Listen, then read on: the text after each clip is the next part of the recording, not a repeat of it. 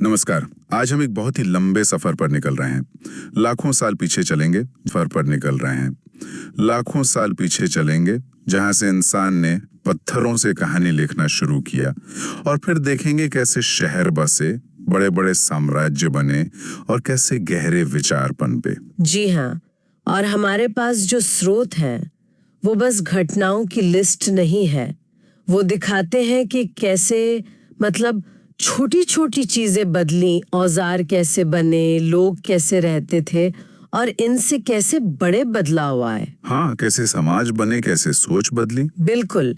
तो कोशिश यही रहेगी कि इन बिखरी कड़ियों को जोड़कर एक तस्वीर बनाएं, देखें कि ये बीता हुआ कल हमें आज क्या बताता है। तो चलिए शुरू करते हैं भारत के अतीत की इस गहरी पड़ताल को। देखते हैं क्या नया मिलता है। सबसे पहले कहाँ चलें?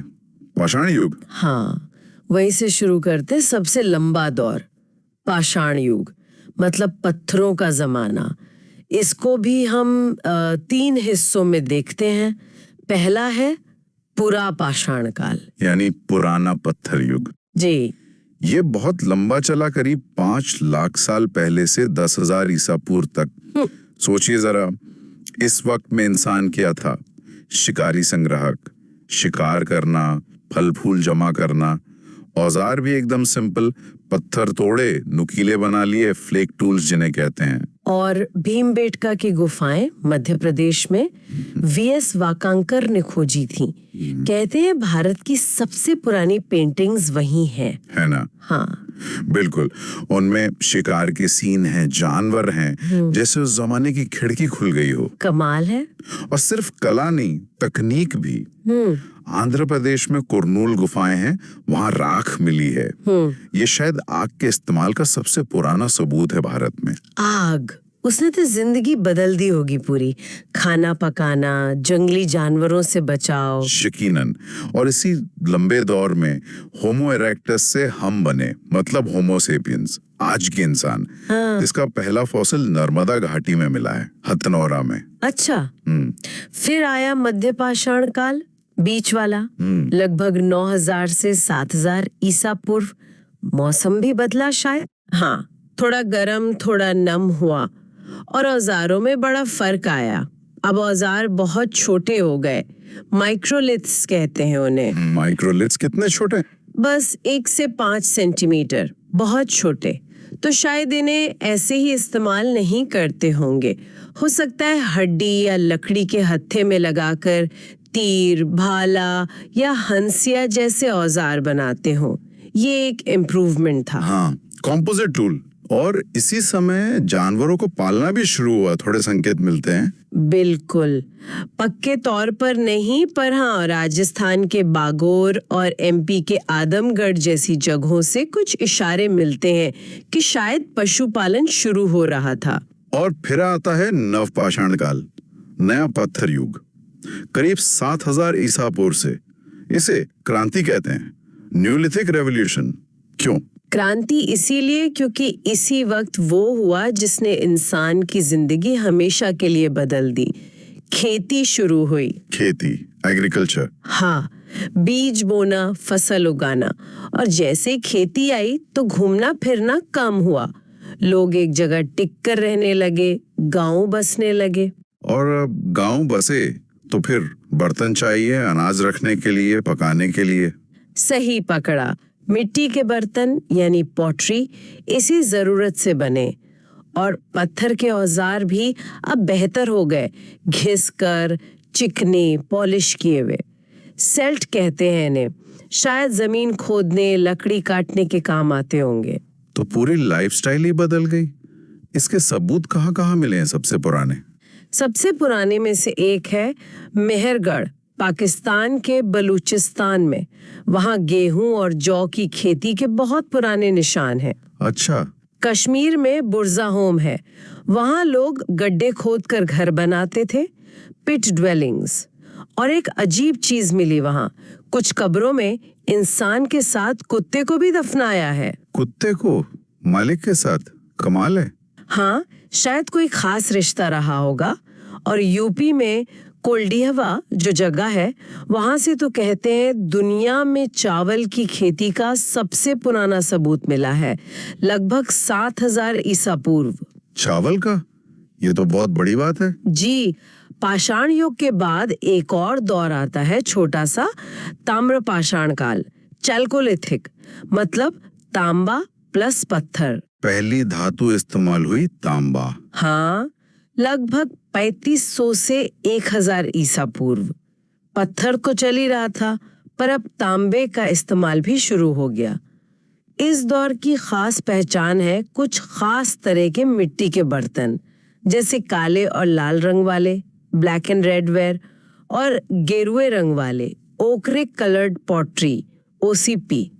महाराष्ट्र का जोरवे कल्चर भी इसी समय का है ना? दैमाबाद सबसे बड़ी साइट थी शायद। बिल्कुल, जोरवे कल्चर में खास बात थी, घरों के फर्श के नीचे कलश में बच्चों को दफनाते थे, अर्न बरियल कहते हैं इसे। और हाँ, ये लोग शायद घोड़े को नहीं जानते थे। घर भी कच्ची ईंटों के बनाते थे, पक्की ईंटों के नहीं। अच्छा, तो पत्थर से तांबे तक आ गए, खेती शुरू हो गई, गांव बस गए, अब आगे क्या? शहर? एकदम सही। अब आता है कांस्य युग, ब्रॉन्ज एज, और उसमें चमकती है भारतीय उपमहाद्वीप की पहली शहरी सभ्यता, सिंधु घाटी सभ्यता या हड़प्पा सभ्यता। हड़प्पा सभ्यता, इसका टाइम पीरियड क्या था? मोटा मोटा 2500 से 1750 ईसा पूर्व, और इसकी खोज भी बड़ी दिलचस्प है। हड़प्पा मिला 1921 में दयाराम साहनी को, और मोहनजोदाड़ो 1922 में रखालदास बैनर्जी को। सर जॉन मार्शल की देखरेख में ये सब हुआ। सुना है ये फैली भी बहुत बड़ी एरिया में थी। हाँ, बहुत बड़ा इलाका था। सोचिए, ऊपर कश्मीर में मांडा से नीचे महाराष्ट्र में दैमाबाद तक, और पश्चिम में पाक ईरान बॉर्डर पर सुतका गेंडोर से पूरब में यूपी के आलमगीरपुर तक। बाप रे, बहुत बड़ा एरिया है तो, है ना? पर सबसे हैरान करने वाली चीज है इनकी टाउन प्लानिंग। शहर एकदम प्लान करके बसाए गए थे, ग्रिड पैटर्न पर। सड़कें एक दूसरे को 90 डिग्री पर काटती थीं, बिल्कुल सीधी, जैसे आजकल के सेक्टर होते हैं। हाँ, कुछ वैसा ही। और मकानों में जो पक्की ईंटें लगी हैं वो भी स्टैंडर्ड साइज की हैं, ज्यादातर 4.2.1 के अनुपात में। मतलब हर जगह एक जैसी ईंटें। ये दिखाता है कि कितना अनुशासन था, कितनी प्लानिंग थी। और वो नालियों का सिस्टम, ड्रेनेज, कहते हैं हर घर में बाथरूम, नालियां मेन नाली से जुड़ी हुई, वो भी ढकी हुई, सफाई के लिए मैनहोल भी। आज भी कई शहरों में ऐसा नहीं मिलता। सही कहा। ये उनकी इंजीनियरिंग और साफ सफाई की समझ का सबूत है। शहरों में अक्सर 2 हिस्से होते थे, पश्चिम में ऊंचा टीला, सिटाडेल या गढ़ी, शायद वहां राजा या पुरोहित वर्ग रहता होगा या सरकारी इमारतें होंगी। और पूरब में नीचे की तरफ आम लोगों का शहर। ज्यादातर शहरों में ऐसा ही था, पर हाँ, गुजरात में धोलावीरा है, वहां 3 हिस्से मिले हैं। और चुन्हू दड़ों में तो कोई सिटाडेल था ही नहीं, वो शायद कोई फैक्ट्री एरिया जैसा रहा होगा। मोहनजोदड़ो का विशाल स्नानागार, ग्रेट बाथ, और अन्नागार, ग्रेट ग्रेनरी, इनका भी बहुत जिक्र होता है। जी हाँ, ग्रेट बाथ शायद किसी खास धार्मिक मौके पर नहाने के लिए इस्तेमाल होता होगा। बहुत मजबूत बना है, पानी लीक ना हो, इसका पूरा ध्यान रखा गया। और ग्रेट ग्रेनरी दिखाती है कि अनाज जमा करना कितना जरूरी था, शायद टैक्स वाला अनाज या अकाल के लिए। ये सब उनके ऑर्गेनाइज्ड होने का सबूत है। बिल्कुल, शासन व्यवस्था रही होगी कोई ना कोई। अच्छा, ये सब तो ठीक है, पर खाते क्या थे ये लोग? खेती कैसी थी? खेती ही मेन थी। गेहूं, जौ, दालें उगाते थे। और हाँ, कपास, कॉटन। माना जाता है कि हड़प्पा वाले ही दुनिया में सबसे पहले कपास उगाने वाले थे। अच्छा, इसीलिए ग्रीक लोग सिंडोन कहते थे। हाँ, शायद सिंधु से ही बना। राजस्थान के कालीबंगन में तो जुता हुआ खेत मिला है। उसमें ऐसे निशान हैं जैसे एक साथ दो फसलें उगाते हों। ये भी उनकी एडवांस टेक्निक थी। और जानवर कौन कौन से पालते थे? घोड़े वाला मामला क्या है? सुना है इस पर बहुत बहस है। देखिए, मवेशी, भेड़, बकरी, भैंस, सुअर ये सब पालते थे। घोड़े का मामला थोड़ा पेचीदा है। गुजरात के सुरकोटदा से घोड़ी की हड्डियां मिली हैं, ये सच है, पर यह सबूत बहुत ज्यादा नहीं है। लगता नहीं कि घोड़ा उनकी रोजमर्रा की जिंदगी का वैसा हिस्सा था जैसा बाद में वैदिक काल में बना। अच्छा, और शेर? शेर जानते थे? शायद नहीं। उनकी किसी मुहर पर, किसी खिलौने पर शेर नहीं दिखता। बाघ है, हाथी है, गैंडा है, पर शेर नहीं। दिलचस्प। अच्छा, व्यापार और क्राफ्ट्स, वो कांसे की नाचती हुई लड़की की मूर्ति तो आइकॉनिक है। हाँ, वो उनके मेटल वर्क का कमाल है। वो तांबा इस्तेमाल करते थे जो शायद राजस्थान की छेतड़ी खानों से या ओमान से आता था। और कांसा भी बनाते थे, तांबे में टिन मिलाकर। उसी कांसे की वो डांसिंग गर्ल है। चन्हूदड़ों में तो कहते हैं मन के बनाने की फैक्ट्री थी। हाँ, चन्हूदड़ो मन के, शंख का काम, मेटल का काम, इन सब का बड़ा सेंटर था। सोने चांदी के गहने भी मिले हैं। सोना शायद साउथ इंडिया से आता था, चांदी मेसोपोटामिया या अफगानिस्तान से। इनका व्यापार अंदर भी होता था और बाहर भी, खासकर मेसोपोटामिया यानी आज का इराक, उसके साथ।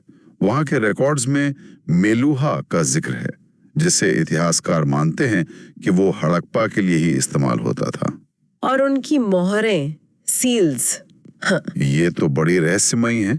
उन पर कुछ लिखा भी होता है जो पढ़ा नहीं गया आज तक। नर्म पत्थर होता है, उसकी बनी है। चौकोर होती हैं ज्यादातर।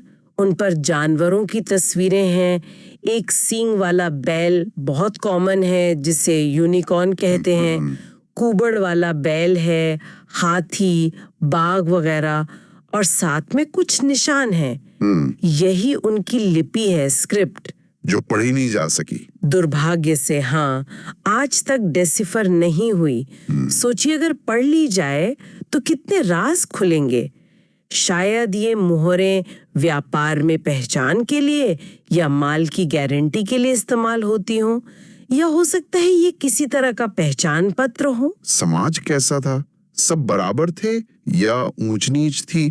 कुछ पता चलता है? थोड़ा अंदाजा उनकी कब्रों से लगता है। वो मरे हुए लोगों को दफनाते थे, साथ में मिट्टी के बर्तन, गहने वगैरह भी रखते थे। शायद वो मानते थे कि मरने के बाद भी जीवन है। अच्छा, आफ्टर लाइफ में। इससे लगता है कि समाज में शायद कुछ सोशल या इकोनॉमिक अंतर थे। रोपड़ में तो इंसान के साथ कुत्ते को भी दफनाया गया है, जैसा बुरज़ाहोम में था। सिंधु घाटी सभ्यता का अंत कैसे हुआ, ये भी एक बड़ा सवाल है। खैर, इसके बाद आता है वैदिक युग। वो तो एकदम अलग लगता है ना? हाँ, सिंधु घाटी का पतन क्यों हुआ, इस पर कई थियरी हैं। क्लाइमेट चेंज, बाढ़, नदियां सूख गईं, बाहर से हमले हुए, पता नहीं। पर हाँ, इसके बाद लगभग 1500 ईसा पूर्व से एक नया चैप्टर शुरू होता है, वैदिक युग। इसे हम 2 हिस्सों में देखते हैं। पहला है पूर्व वैदिक या ऋग्वैदिक काल, 1500 से 1000 ईसा पूर्व। हाँ, लगभग। और फिर 1000 से 600 ईसा पूर्व तक उत्तर वैदिक काल।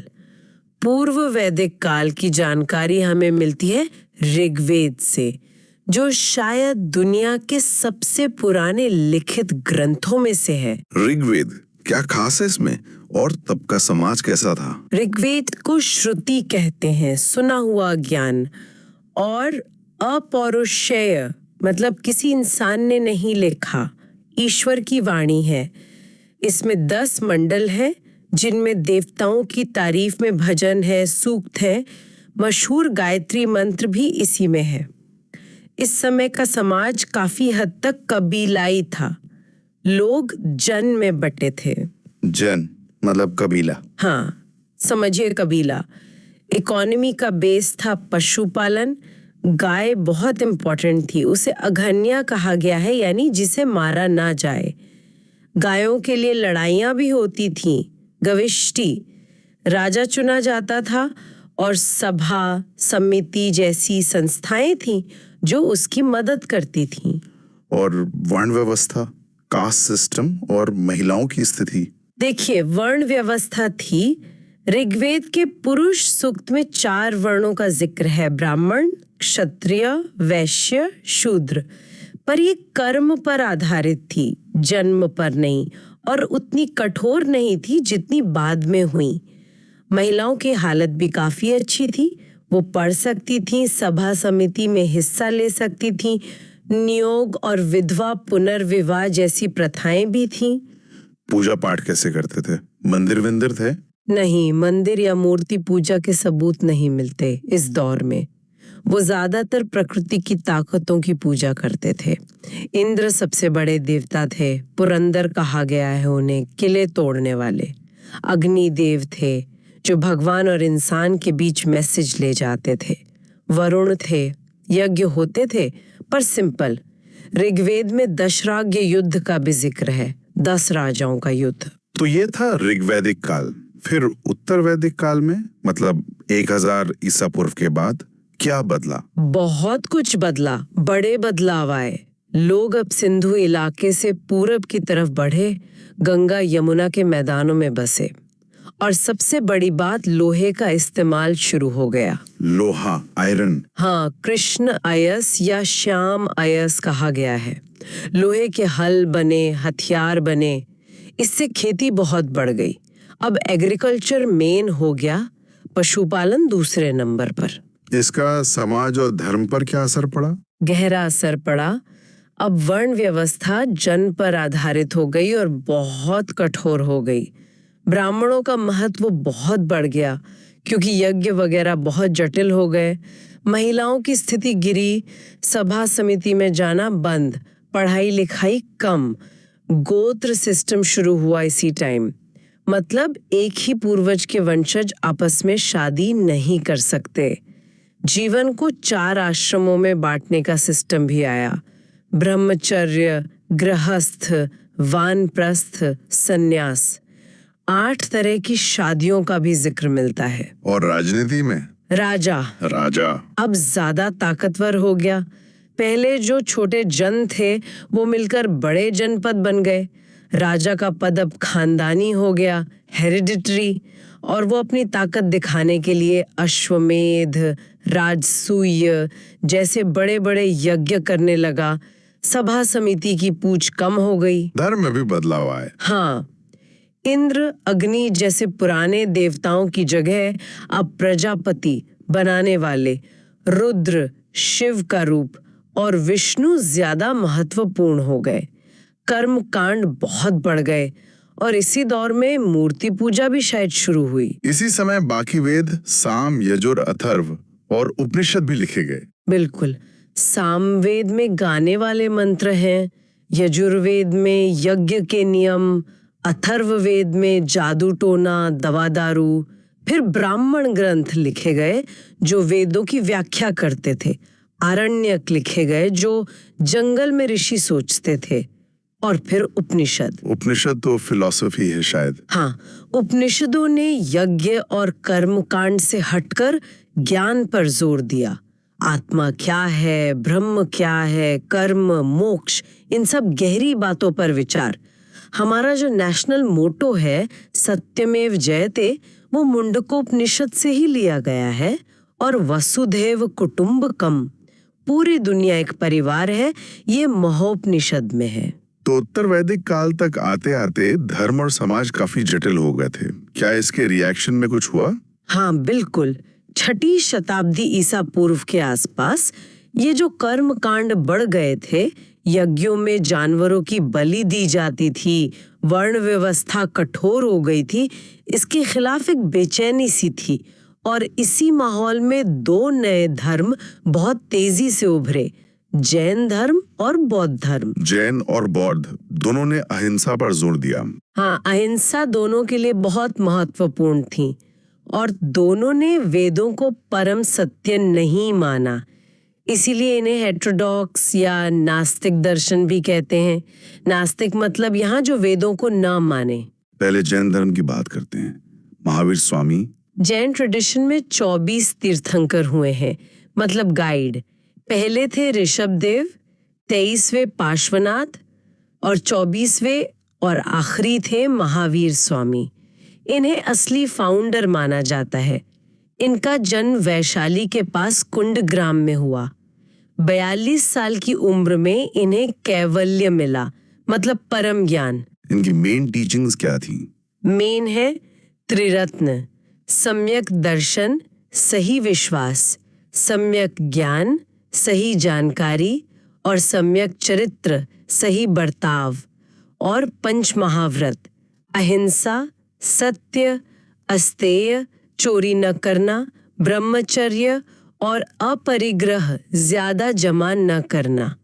बाद में जैन धर्म 2 हिस्सों में बट गया, दिगंबर जो कपड़े नहीं पहनते और श्वेतांबर जो सफेद कपड़े पहनते हैं।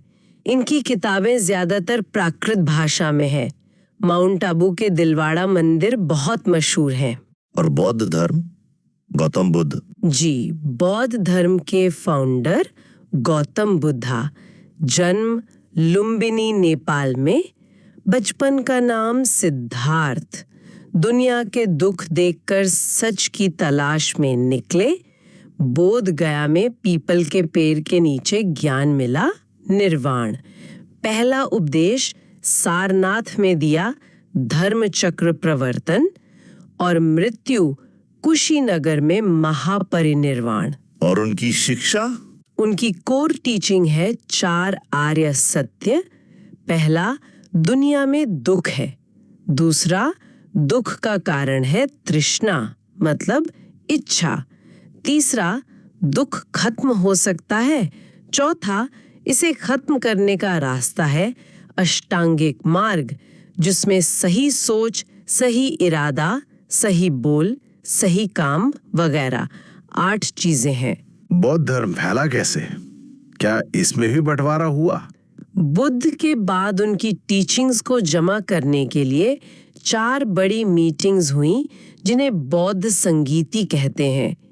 चौथी मीटिंग जो कनिष्क के टाइम कश्मीर में हुई, उसमें ये 2 हिस्सों में बट गया, हीनयान और महायान। हीनयान और महायान, क्या फर्क था? छात्रों की मदद के लिए रुके हैं। इनके ग्रंथ संस्कृत में ज्यादा हैं। बौद्धों के पवित्र ग्रंथ त्रिपिटक कहलाते हैं। सुत्त, विनय, अभिधम पिटक ये पाली में है। जातक कथाएं, बुद्ध चरित, ये सब भी इम्पोर्टेंट है। और इनके आर्किटेक्चर में चैत्य, पूजा हॉल, विहार, रहने की जगह, और स्तूप, जैसे सांची का स्तूप बहुत फेमस है। तो 6ठी सदी ईसा पूर्व में विचारों की दुनिया में बड़ी हलचल थी, और इसी समय राजनीति में भी बड़े बदलाव आ रहे थे। महाजनपद। बिल्कुल, उत्तर वैदिक काल के जो जनपद थे वो अब और बड़े और ताकतवर हो गए, बन गए महाजनपद। एक बौद्ध किताब है अंगुत्तर निकाय, उसमें ऐसे 16 महाजनपदों की लिस्ट है। 16? इनमें कुछ में राजा थे, कुछ में रिपब्लिक जैसा सिस्टम था।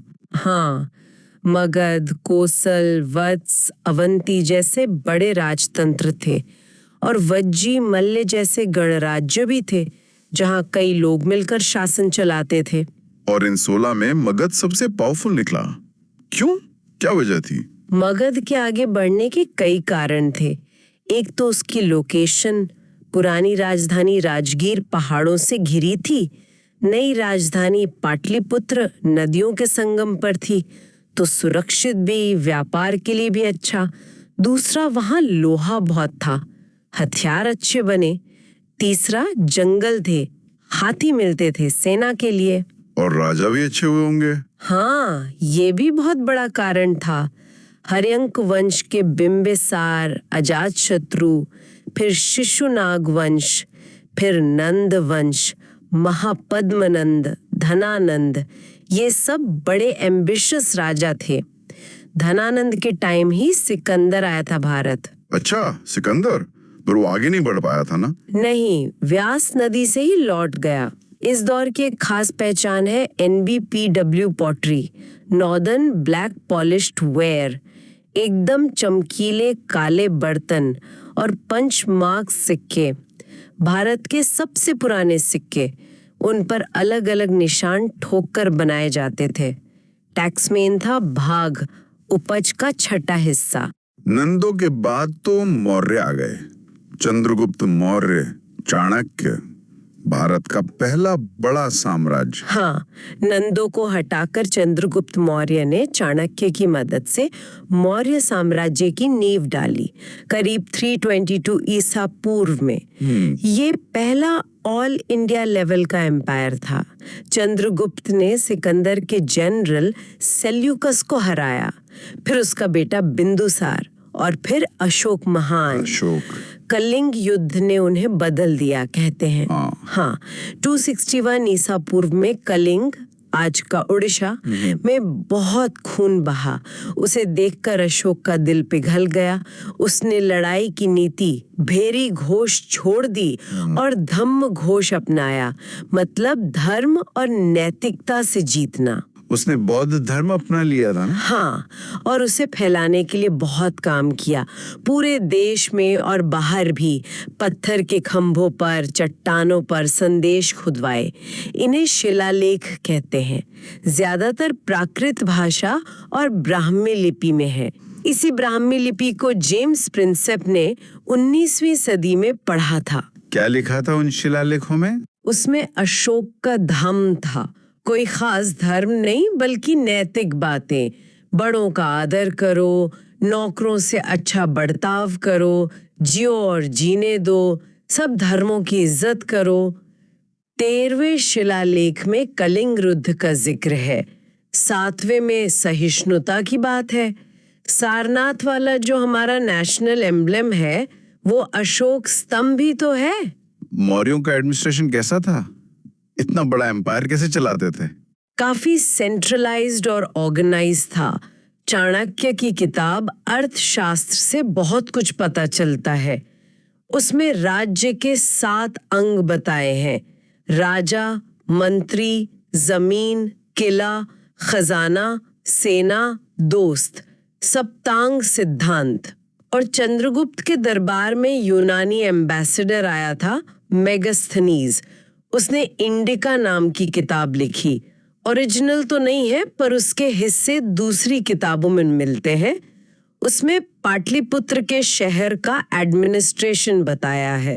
पर अशोक के बाद मौर्य साम्राज्य कमजोर हो गया? हाँ, धीरे धीरे कमजोर होता गया और करीब 185 ईसा पूर्व में आखिरी मौर्य राजा बृहद्रथ को उसी के सेनापति पुष्यमित्र शुंग ने मार दिया और शुंग वंश शुरू किया। तो मौर्यों के बाद फिर से छोटे छोटे राज्य बन गए होंगे।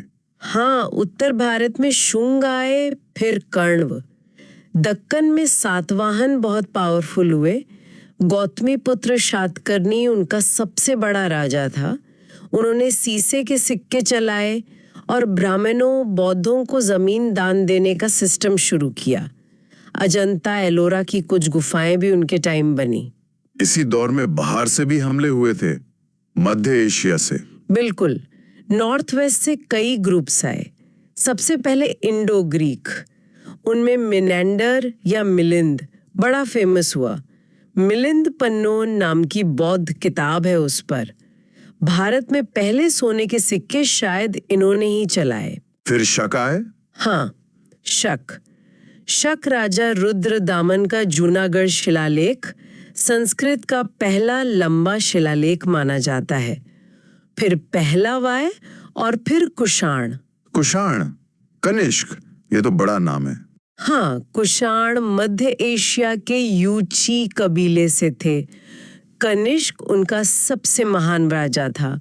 उसने 78 AD में शक संवत शुरू किया, जो आज भी चलता है। उसी के टाइम कश्मीर में चौथी बौद्ध संगीति हुई, जिसमें महायान उभरा। कनिष्क का राज मध्य एशिया तक था। उसने सिल्क रूट पर कब्जा किया था, जिससे व्यापार खूब बढ़ा। और 8 गांधार और मथुरा स्कूल। हाँ, इसी समय कला की दो शैलियां खूब फली फूली। गांधार आर्ट पर ग्रीक रोमन असर था, मथुरा आर्ट पूरी तरह इंडियन थी। आयुर्वेद के चरक और सर्जरी के सुश्रुत भी इसी दौर के आसपास के माने जाते हैं। इतनी उथल पुथल के बाद क्या फिर कोई बड़ा साम्राज्य बना? गुप्त काल, गोल्डन एज। हाँ, लगभग चौथी सदी एडी में गुप्त वंश आया, उत्तर भारत के बड़े हिस्से पर राज किया। इसे अक्सर भारत का स्वर्णिम युग या क्लासिकल एज कहते हैं। हालांकि इस पर डिबेट भी है कि यह स्वर्णिम सबके लिए था या नहीं, पर यह सच है कि इस टाइम आर्ट, लिटरेचर, साइंस में बहुत तरक्की हुई। कौन थे मेन गुप्त राजा? चंद्रगुप्त पहला, जिसने महाराजाधिराज का टाइटल लिया। फिर समुद्रगुप्त, जिसे भारत का नेपोलियन भी कहते हैं, उसकी जीतों के लिए प्रयाग प्रशस्ति में उसकी तारीफ है। फिर चंद्रगुप्त दूसरा, विक्रमादित्य। विक्रमादित्य के दरबार में 9 रत्न थे, कालिदास वगैरह। हाँ, कहते हैं 9 विद्वान थे, जिनमें कालिदास सबसे फेमस। इसी के टाइम चीनी यात्री फायान भारत आया था। चंद्रगुप्त दूसरे ने शकों को हराया था। फिर कुमारगुप्त आया, जिसने नालंदा यूनिवर्सिटी बनवाई, और स्कंदगुप्त ने हुणों के हमलों को रोका। गुप्तों का एडमिनिस्ट्रेशन कैसा था? मौर्यों जैसा सेंट्रलाइज्ड? नहीं, मौर्यों से ज्यादा डिसेंट्रलाइज था। मतलब लोकल राजाओं को ज्यादा पावर थी। राज्य बटे थे भुक्ति प्रोविंस में, भुक्ति विषय डिस्ट्रिक्ट में और विषय ग्राम गांव में। खेती ही मेन थी। राजा भाग लेता था उपज का छठा हिस्सा। विष्टि यानी बेगार भी थी। और साइंस, लिटरेचर? बहुत डेवलपमेंट हुआ। मैथ्स में 0, डेसिमल सिस्टम, एस्ट्रोनॉमी में आर्यभट्ट, वराह मिहिर, लिटरेचर में कालिदास के नाटक, कविताएं, मंदिर बनने शुरू हुए इसी टाइम। देवगढ़ का दशावतार मंदिर, भीतर गांव का ईंटों का मंदिर। गुप्तों के बाद क्या हुआ उत्तर भारत में? गुप्तों के बाद फिर फ्रैगमेंटेशन हुआ। हर्षवर्धन एक बड़ा राजा हुआ 7वीं सदी में। थानेश्वर और कन्नौज से राज किया। चीनी यात्री हुएनसांग उसी के टाइम आया, पर दक्षिण के राजा पुलकेशन II ने उसे नर्मदा पर हरा दिया। हर्षवर्धन के बाद कन्नौज के लिए 3 ताकतों में लड़ाई चली, करीब 200 साल। पाल बंगाल, प्रतिहार पश्चिम भारत और राष्ट्रकूट दक्कन। इसे त्रिपक्षीय संघर्ष कहते हैं। अच्छा, अब जरा दक्षिण चलते हैं। वहां क्या चल रहा था? दक्षिण में भी बड़े राजवंश थे। दक्कन में चालुक्य थे, बादामी उनकी राजधानी थी। पुलकेशन II इसी वंश का था। उन्होंने वेसर स्टाइल आर्किटेक्चर डेवलप किया, जो नागर और द्रविड़ का मिक्स था। ऐहोल, पट्टदकल में सुंदर मंदिर हैं। बाद में कर्नाटक में होयसल आए। उनकी राजधानी द्वार समुद्र, हलेबिडु। उनके मंदिरों की नक्काशी तो लाजवाब है। बेलूर, हलेबिडु के मंदिर देखने लायक हैं। और चोल, उनका नाम तो नेवी और लोकल गवर्नमेंट के लिए बहुत आता है। बिल्कुल। चोल राजवंश करीब 9वीं से 13वीं सदी बहुत इंपॉर्टेंट है साउथ में। विजयालय ने इसे दोबारा खड़ा किया। राजराज पहला बड़ा राजा था। तंजावुर का बृहदीश्वर मंदिर उसी ने बनवाया। नेवी बहुत स्ट्रांग थी। मालदीव, श्रीलंका तक जीते। उसके बेटे राजेंद्र प्रथम ने तो पूरी श्रीलंका जीत ली। गंगा तक हमला किया। गंगईकोंड चोल का टाइटल लिया। नई राजधानी बसाई, गंगईकोंडचोलपुरम। उनकी लोकल गवर्नमेंट खास क्या थे? उनका लोकल सेल्फ गवर्नमेंट सिस्टम कमाल का था। गांवों में सभाएं होती थी और आम लोगों की, और सभा या महासभा ब्राह्मणों की। उत्तर मेरूर में एक शिलालेख मिला है, उससे पता चलता है कि सभा के मेंबर लॉटरी से चुने जाते थे। लॉटरी से? हाँ, उस जमाने में? हाँ, ये बहुत एडवांस बात थी। टैक्स में वेट्टी, बेगार और कदमे लैंड रेवेन्यू का जिक्र है। और चोलों की बनी नटराज के कांसे की मूर्तियां तो वर्ल्ड फेमस है। चोलों से भी पहले दक्षिण में संगम युग था। वो क्या था? हाँ बिल्कुल, सुदूर दक्षिण में मतलब तमिलनाडु केरल वाले इलाके में करीब 3री सदी ईसा पूर्व से 3री सदी ईस्वी तक संगम युग था। 3 मेन वंश थे, चेर, चोल और पांड्य। इन्हें मूवेंदार कहते थे। इनकी जानकारी मिलती है संगम लिटरेचर से जो तमिल में है। कवियों की सभाएं होती थी संगम, वहीं ये कविताएं रची गईं। तोलकाप्यम, ग्रामर, शिलप्पादिकारम, मणिमेकलई, एपिक मेन किताबें हैं। उसमें तिणे का कॉन्सेप्ट भी था शायद?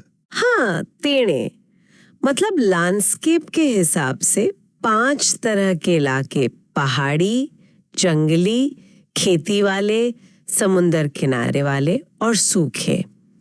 हर इलाके का अपना कल्चर, अपने देवता, अपना काम धंधा। ये दिखाता है कि लोग नेचर से कितने जुड़े थे। वाह, तो पत्थरों से शुरू करके कांसे की मूर्तियों, बड़े साम्राज्यों और लॉटरी वाले इलेक्शन तक पहुंच गए हम। कितना कुछ बदला, कितना कुछ बना। बिल्कुल, इन स्रोतों को देखते हुए यही समझ आता है कि कैसे धीरे धीरे तकनीक बदली, समाज बदला, सरकारें बदली, नए आइडियाज आए, नए धर्म आए। ये कोई सीधी लाइन नहीं है, इसमें ठहराव भी है और बड़े बड़े यूटर्न भी। साम्राज्य बने, बिगड़े, विचार टकराए भी, मिले भी। और इतनी जानकारी के बाद भी कितने सवाल बाकी हैं, जैसे वो सिंधु घाटी की लिपि, क्या कभी पढ़ पाएंगे हम? क्या सोचते थे वो लोग? ये सोचना ही कितना रोमांचक है। हाँ, और यही तो इतिहास की बात है। ये हमें सिर्फ फैक्ट्स नहीं देता, सोचने पर मजबूर करता है। हर जवाब नए सवाल खड़े करता है। ये स्रोत दिखाते हैं कि कैसे अलग अलग टाइम में लोगों ने अपनी मुश्किलें हल की, अपनी दुनिया को बेहतर बनाया। और ये सवाल तो हमेशा रहेगा कि अभी और कितनी कहानियां, कितने राज जमीन के नीचे दबे हैं या पुराने पन्नों में छुपे हैं जो खुलने का इंतजार कर रहे हैं। ये खोज कभी खत्म नहीं होती। अगर आपको ये गहन विश्लेषण पसंद आया है तो इस वीडियो को लाइक करें। इसे अपने सभी मित्रों के साथ शेयर करें। जो प्रतियोगी परीक्षाओं की तैयारी कर रहे हैं, चैनल को सब्सक्राइब जरूर करें। मिलते हैं अगले महत्वपूर्ण वीडियो में।